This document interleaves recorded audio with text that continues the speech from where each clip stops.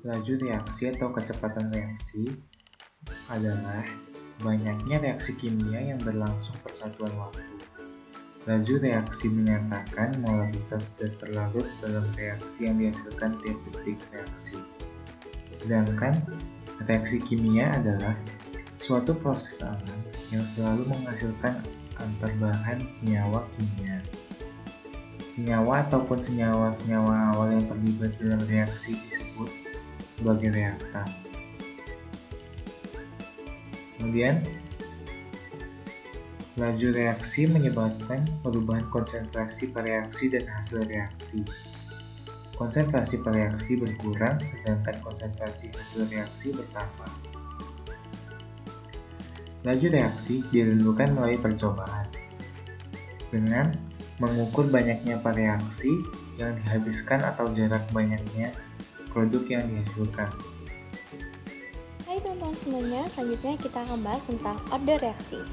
Nah, order reaksi adalah banyaknya faktor konsentrasi zat reaktan yang mempengaruhi suatu kecepatan reaksi, di mana penentuan order reaksi ini tidak dapat diturunkan dari persamaan reaksi, tetapi hanya dapat ditentukan berdasarkan percobaan. Suatu reaksi yang diturunkan secara eksperimen dapat dinyatakan dalam rumus kecepatan reaksi. Persamaan tersebut mengandung pengertian bahwa reaksi order 1 terhadap zat A dan merupakan order reaksi 1 terhadap zat B. Maka secara keseluruhan reaksi tersebut adalah reaksi order 2. Order 0 menunjukkan bahwa konsentrasi reaksi tidak mempengaruhi laju reaksi. Order 2 menunjukkan bahwa laju reaksi berbanding lurus dengan konsentrasi reaksi zat tersebut. Sementara order 2 menunjukkan bahwa laju reaksi merupakan pangkat 2 dari konsentrasi reaksi zat tersebut. Berikut ini grafik yang dihasilkan oleh masing-masing order. Halo semuanya, di bagian saya akan menjelaskan tentang teori tumbukan itu sendiri. Nah, teori tumbukan itu merupakan reaksi kimia yang terjadi karena adanya tumbukan yang efektif antara partikel-partikel zat yang bereaksi. Nah, sebelum tumbukan itu terjadi, adanya partikel-partikel ini memerlukan suatu energi minimum yang biasa kita kenal dengan aktivasi energi atau EA. Dalam teori tumbukan ini juga ada kita kenal dengan tumbukan efektif, yang merupakan tumbukan yang mempunyai energi yang cukup untuk memutuskan ikatan-ikatan pada zat yang bereaksi, di mana energi aktivasi atau EA ini merupakan energi yang cukup untuk memutuskan ikatan-ikatan pada zat yang bereaksi ini. Untuk terjadinya tumbukan efektif, maka orientasi tumbukan molekul juga harus tepat, di mana orientasi ini merupakan arah atau posisi antar molekul yang bertumbukan. Lalu, apa itu orientasi tumbukan?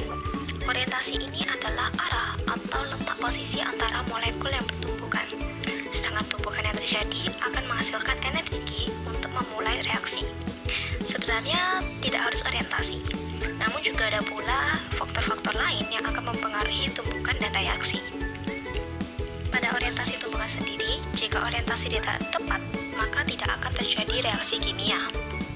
Maka dari itu pula, agar terjadi reaksi molekul yang bertumbukan, maka harus memiliki energi kinetik total yang sama atau lebih besar dari EA, atau energi aktivasi.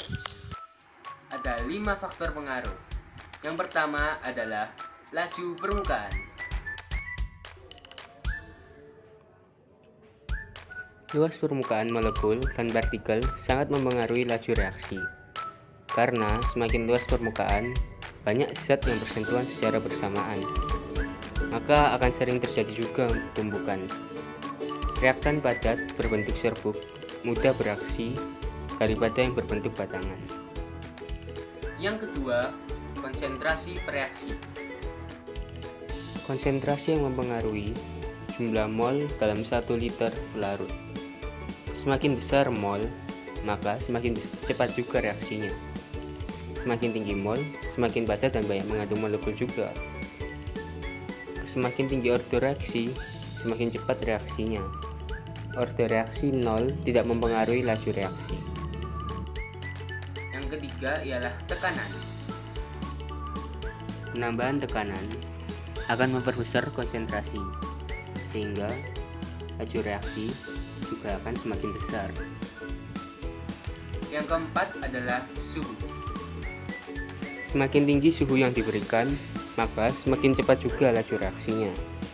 Menaikkan suhu akan meningkatkan energi kinetik, yang membuat partikel akan bergerak lebih cepat. Dan yang terakhir adalah katalis. Katalisator adalah zat yang bisa mempengaruhi laju reaksi, tanpa terpakai dalam reaksi tersebut. Jika menambahkan katali pada suatu reaktan, kedua zat tersebut beraksi, lalu menghasilkan zat yang mudah bereaksi dengan reaktan yang lainnya. Ada katalisator homogen dan katalisator heterogen. Katalisator homogen adalah katalis yang punya fasa yang sama dengan reaktannya, sedangkan katalisator heterogen adalah katalis yang punya fasa berbeda dengan reaktannya.